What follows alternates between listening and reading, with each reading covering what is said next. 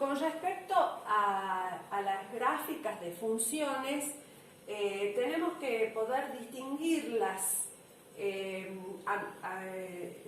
Cuando tenemos varias gráficas, distinguir cuándo corresponde a función, cuándo no es una función, y de función también vamos a distinguir cuándo es biunívoca. En este primer gráfico nosotros vemos que si trazamos rectas verticales, es decir, paralelas al eje de las Y, cortamos a la gráfica en más de un punto. Eso ocurre cuando la gráfica no corresponde a una función, es decir, esta no es función, esta gráfica. Dijimos que a cada valor de X, para cada valor de X, le debe corresponder un único valor de Y. Y acá tenemos 3 valores de Y para el mismo valor de X. En esta gráfica vemos que si trazamos rectas verticales por distintas partes de la misma, a cada valor de X le corresponde un único valor de Y. Es decir, las rectas verticales cortan a la gráfica a lo sumo en un punto. Este se llama criterio de la recta vertical. En este caso vamos a decir que es función. Acá las rectas verticales también cortan a la gráfica en un solo punto. Entonces también es una función.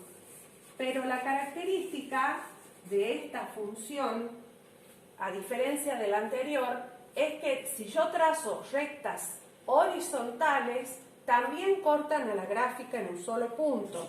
Es decir, en este caso, no solo las rectas verticales, sino que las rectas horizontales también cortan a la gráfica en un solo punto.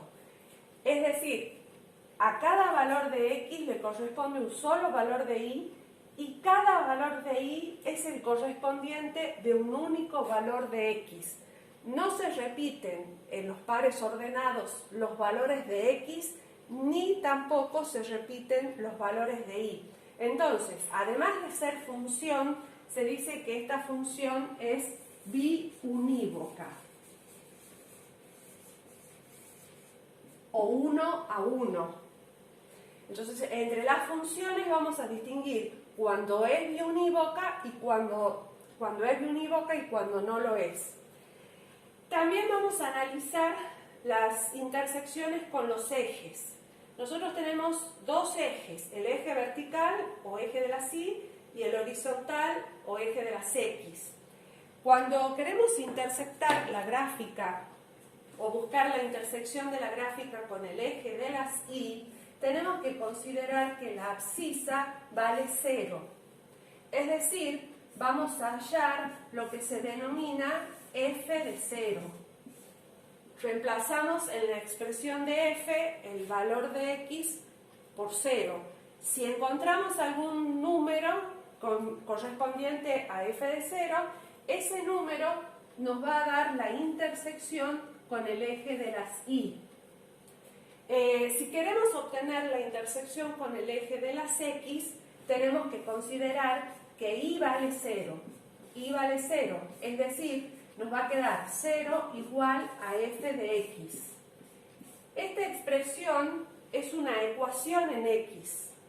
Cuando nosotros resolvemos una ecuación en x, nos puede dar un resultado, o sea, un valor de x que verifica la ecuación, ninguno, nos puede dar 2, 3 o infinitos. Esos valores van a ser los puntos de intersección de la gráfica con el eje de las X.